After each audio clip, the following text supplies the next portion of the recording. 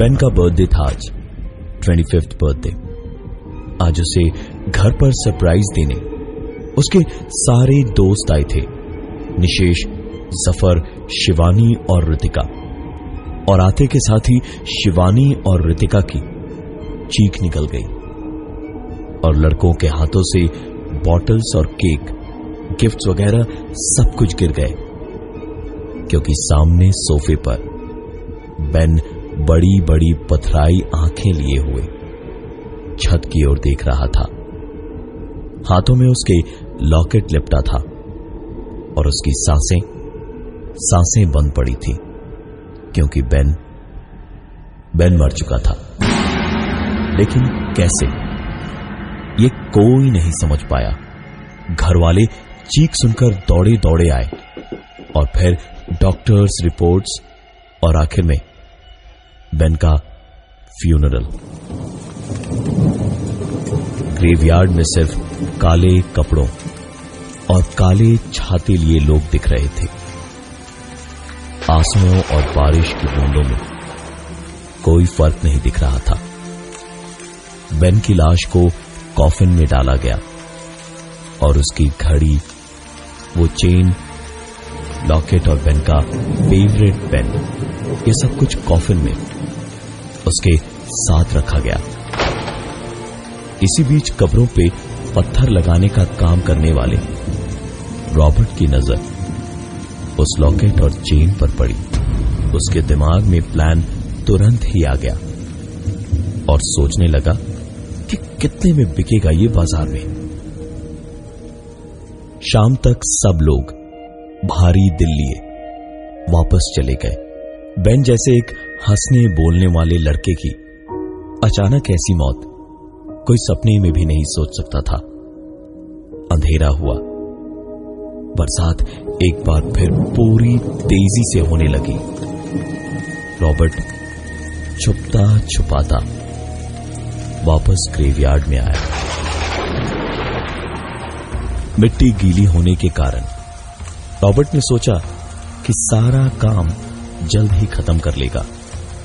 Robert ने इधर उधर सब जगह देखा और फावड़ा उठाकर गीली मिट्टी पर दे मारा। फावड़ा मारते ही सामने के झाड़ की पत्तियों में सरसराहट सी हुई।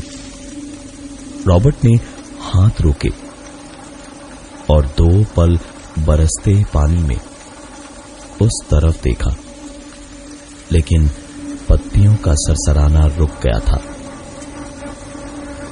हवा का एक हल्का सा भी झोंका नहीं था और घास का एक तिनका तक नहीं हिल रहा था वहां। रॉबर्ट ने फिर से फावड़ा उठाया और गीली मिट्टी में दे मारा। पत्तियां फिर से सरसराई। रॉबर्ट ने लगातार 3-4 बार फावड़ा मिट्टी के सीने में घोंपा और हर बार झाड़ी की पत्तियां सरसराई और हर बार पिछली बार से कुछ ज्यादा जोर से सरसराई। रॉबर्ट बुरी तरह से घबरा गया था और फावड़ा छोड़कर वहीं एक टिन के टप्पर के नीचे दुबक के सुबह के उजाले का इंतजार करने लगा। आज की रात रॉबर्ट रात भर नहीं सोया और बस लगातार कभी बेन की कब्र को घूरता तो कभी डर से घबरा के झटके से इधर उधर देखकर फिर से दुबक कर बैठ जाता। सुबह की पहली किरणें फूटी बादलों को चीरकर।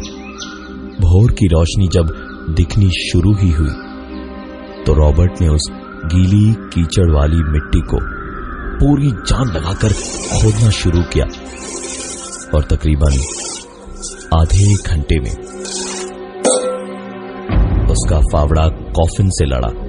रॉबर्ट ने पूरी जान लगा दी और अगले 10 मिनट में ही कॉफिन की कीलें उखाड़कर बॉक्स खोलकर देखा तो लॉकेट बेन की लाश के पास रखा नहीं था, बल्कि बेन की मुट्ठी में था। रॉबर्ट लालच में ऐसा बहका हुआ था कि उसने बेन की मुट्ठी की एक एक उंगली को पूरी ताकत से खोला और लॉकेट और चेन ले लिया। और जैसे ही उसने लॉकेट को लिया, रॉबर्ट ने जैसे ही कुत्ते को देखा, उसने तुरंत वापस कॉफिन की कीलों को ठोकने की कोशिश शुरू कर दी। लेकिन किस्मत रॉबर्ट की कुछ ज्यादा ही खराब थी। जितनी बार वो कॉफिन में कील ठोकता, कॉफिन बंद होकर एक झटके से खुल जाता। आखिरकार किसी तरह ओबड़ खाबड़ तरीके से कब्र को वापस ढक के हटा तो देखा वो कुत्ता रॉबर्ट को घूरता हुआ भौंकने लगा। रॉबर्ट को वहां से निकलना था, क्योंकि अगर पकड़ा जाता तो दिक्कत हो जाती। वो धीमे से एक कदम हटा तो उसने देखा कुत्ता अभी भी खड़े खड़े ही भौंक रहा था।